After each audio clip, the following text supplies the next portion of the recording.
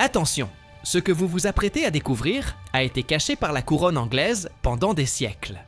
Les archives secrètes du château de Westminster viennent d'être dévoilées, et ce qu'elles contiennent va bouleverser tout ce que vous saviez sur le Moyen-Âge. Nous sommes en 1347, dans le royaume d'Angor. Ici, les chevaliers sont censés protéger le peuple, mais la réalité est bien plus sombre. Notre histoire commence non pas avec un héros, mais avec un orphelin. Pierre, simple garçon de ferme et apprenti tisserand. Timide, maladroit, mais doté d'un cœur pur. Mais attention, la suite va vous scotcher.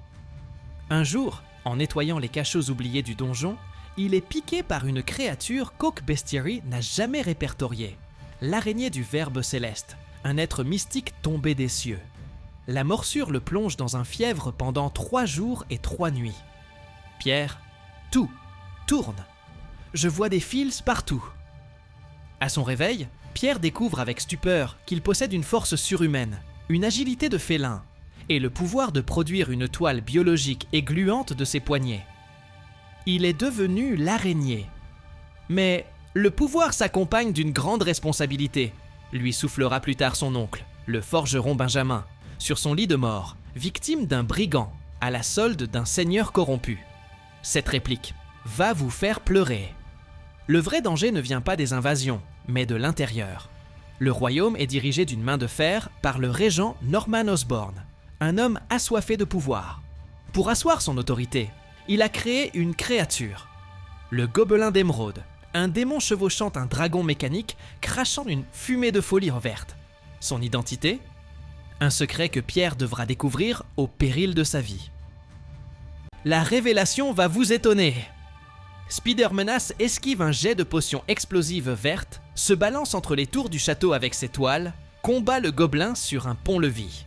Spider-Menace, on dirait que ta magie verte manque de mordant, mon seigneur.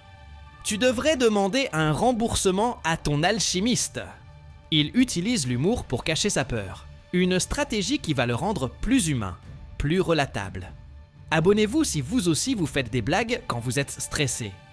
Mais un héros ne peut pas se battre seul. Il trouvera une alliée inattendue, en la personne de Dame Marguerite Gwen Stacy, une noble férue d'alchimie et espionne pour la résistance. Leur chimisterie est incroyable. Likez si vous shippez. Le plan du régent Osborn est démoniaque. Utilisez une relique, la pierre de l'araignée, pour ouvrir un portail vers une dimension démoniaque et obtenir un pouvoir absolu.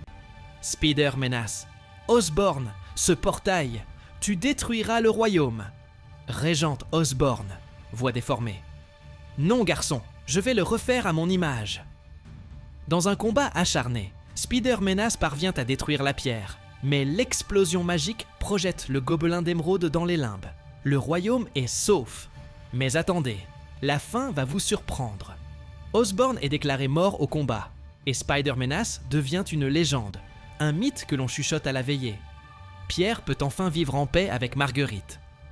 Mais soudain, un moine encapuchonné se tient dans une crypte, devant un sarcophage.